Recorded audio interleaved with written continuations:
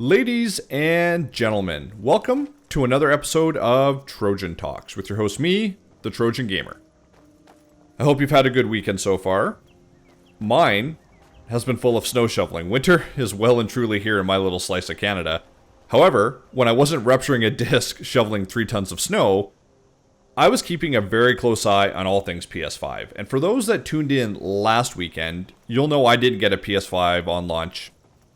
Best Buy's website sold out in a handful of minutes. I just did not luck out. I walked away empty-handed.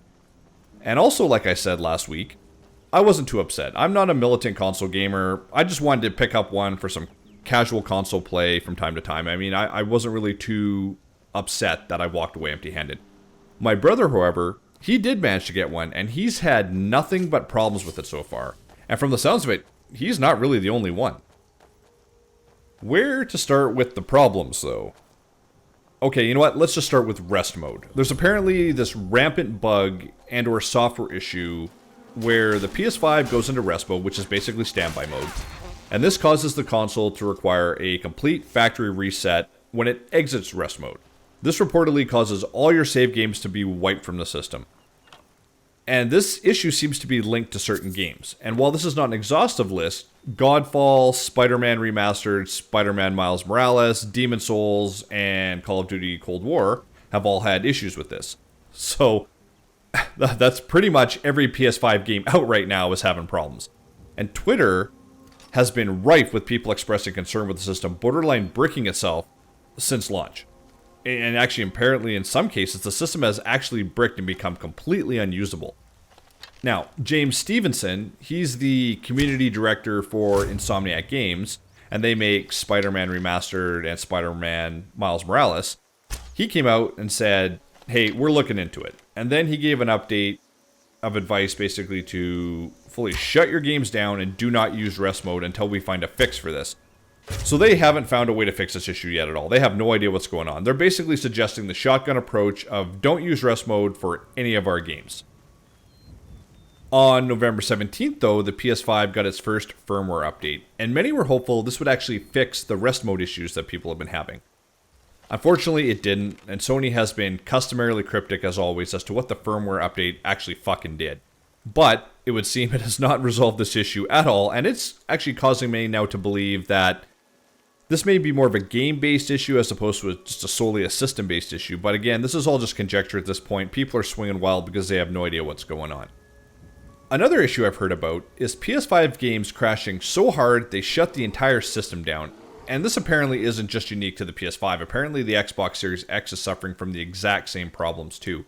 But with the PS5, these monster crashes, they're initiating that same repair and recovery screen that is popping up with the rest mode bug that I just mentioned. So it's just yet another way for you to lose your hard-earned save games and basically potentially turn your several $100 console into a high-priced doorstop.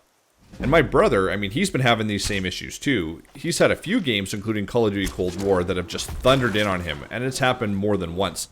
He's found it's tied, though, to running the game in 4K 120 FPS performance mode, and he found that if he turns it down to 4K 60 FPS cinematic, it runs pretty stable. He still has some issues with it, but he doesn't get these power crashes that he was getting. I mean, so who knows what the fuck is going on there, but he's also run into this rampant sound issue where voices aren't present in cutscenes for both Miles Morales and Cold War. And now he said he was able to actually get this fixed, I guess, temporarily, by switching the sound to mono mode for Miles Morales. But Cold War doesn't even have a mono mode, so he can't play that game right now because every time he tries to load these specific cutscenes, the cutscene loads fine, but there's absolutely no audio whatsoever. So, once again, just more bugs and more problems are abounding with this console right now. Typically, I've always waited when new consoles release, just to see how the dust settles, how things go, find out if there's any problems. But this time I was really bent on picking up a PS5 immediately. I just really wanted to get one. I liked what it had going for it. I really wanted to be, in the first week playing the new console. However, it would appear that I'm in the favor of some console god somewhere, as I wasn't able to snag one on release day. And now it would seem that there are piles of problems for this thing, and it appears that they're going to be here, at least from what I can tell, into the foreseeable future. Sony is apparently completely inundated with calls too, and the wait times just to speak with a technician are hours upon hours upon hours. And from what I've been told, they've completely stopped taking emails about anything PlayStation 5 related. So frankly, I'm curious to see, where this issue is actually lying. In particular with the rest mode issue too. Is it a software issue, on the PlayStation side of things, or is this solely a game issue? And if it is a game issue, how can all these different titles coming out of different studios have the same problem? It sounds like it's some sort of optimization issue somewhere along the way. I'm not a developer, I'm not a programmer, I don't work for Sony, I have no idea what it is.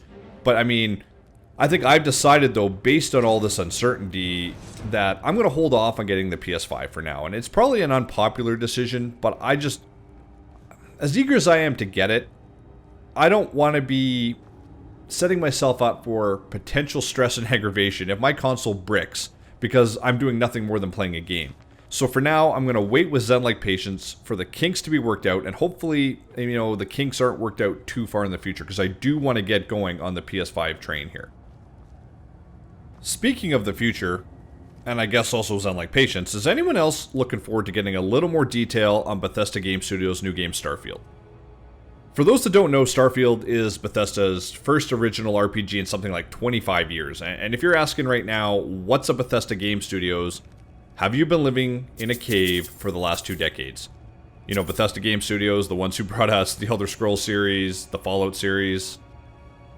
Nothing. If you have no clue what I'm talking about, go buy yourself Skyrim, you will thank me later. But apparently, Bethesda has been throwing around the idea behind Starfield for close to like a decade now. Todd Howard, and he's the executive producer of Bethesda Game Studios, he's been pretty coy about Starfield up to date. In fact, he's pretty coy about any game they're ever developing, and I can't lie, I really dig that tactic. He builds up a lot of mystery and a lot of hype surrounding his games just by his minimalist approach to revealing any details about what they're working on. Bethesda did release a teaser trailer at E3 in 2018, and this showed a sun cresting the atmosphere of a desert planet with a space station in orbit, and then a giant supernova-looking explosion engulfs the screen. And that's it. For 2 years now, that's all we've got. And when pressed for a release date, Todd Howard, again, he always plays it coy. But he did hint that the game likely wouldn't be appearing on quote-unquote this generation of consoles, and this generation of consoles, of course, means at the time, the Xbox One X and the PlayStation 4. He went on to say that Starfield is the studio's priority though, but fans do need to be patient. In September of this year though, a few images appeared on Imager that purported to be our first looks at Starfield's engine. Now, keep in mind there has been no confirmation from Bethesda that these are in fact legit, but I'm going to just toss them up on the screen so you can have a look while I'm talking away. To me, the UI elements appear to sync up with the logos that we can find on the official Starfield website. And I can say that the HUD reminds me of Fallout 4, so it's conceivable that these are the real deal, but like I said, there's no actual confirmation at all as to if they're authentic or not. Howard has said the game is going to obviously be set in space. I mean, that goes without saying, but he says it's going to be set in space with a twist. The game is going to have, quote-unquote, Bethesda's DNA, but it's going to incorporate new systems and styles. So in my mind, I'm seeing Fallout 4 with a twist. He's also said space travel is going to obviously feature heavily in the game, but it's going to be risky. And he went so far as to state, and this is a quote here, "Traveling in space in our game, I want to say it's like flight in the 40s. It's still dangerous to go and explore, even though lots of people do it." He also went on to clarify that the game isn't going to be a rocket engineering sim, something like Kerbal Space Program. I mean, they've quote-unquote gamified it, so it's not as punishing as real space travel, would be. And for me, that's a relief. I'm up for adding an element of challenge to a game, but I don't want to play an RPG with Kerbal Space Program physics in it. Can you imagine trying to take off and repeatedly thundering your ship into the planet over and over and over again because you aren't accounting for the dishwasher running on your ship and the load imbalance it's causing? If you've ever played Kerbal Space Program, you know exactly what I'm talking about. One little thing wrong, your ship crashes over and over and over again. Fun fact though, actually, apparently Howard went to visit Elon Musk. This guy. He went to see him at SpaceX. I'm sorry, but that picture just kills me every time I see it. So he goes to see Elon Musk at SpaceX to bring quote-unquote authenticity to Starfield. So I'm curious to see how the studio incorporates the challenges of space travel into Starfield. it's looking like the game's aesthetics will be closer aligned to like a realism side of things, as opposed to futuristic sci-fi, if you know what I mean. As I mentioned earlier, though, there isn't a release date for Starfield yet. Anything even remotely considered to be a guess would be uneducated at this point as far as I'm concerned.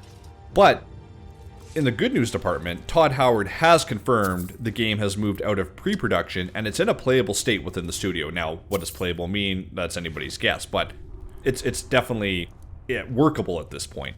And he's also confirmed the game was put to paper about 6 years ago, and it's been in active development since Fallout 4 was released in like the late 2015 timeframe. So we're pushing about 5 years at this point, which, for anyone that's a fan of a Bethesda game, you know that's pretty much par for the course for their development cycle. Suffice to say, though, I'm looking forward to getting more info on it, because I love Bethesda RPGs, and this could be a really good twist on the genre. Anyway, that about wraps up this episode. You know, how's the PlayStation 5 treating you? Are you now the proud owner of a brand new paperweight, or have you been running games buttery smooth in 4K without a single hitch? Let me know in the comments down below. And what about Starfield? Are you excited? Don't give a shit? Are you still trying to figure out who Bethesda Game Studios are? Again, hit the comments. And really importantly, be sure to give the video a thumbs up if you liked it, and click that subscribe button. And while you're at it, smash that bell so you know right away when I put out more videos. With that all said, though, I'm off to play some more Assassin's Creed Valhalla. I'm hopelessly hooked on that game. And with that said, be on the lookout for part 2 of my playthrough coming out really soon in this channel. However, though, until next time, thanks for dropping by, and I'll chat with you guys again really soon.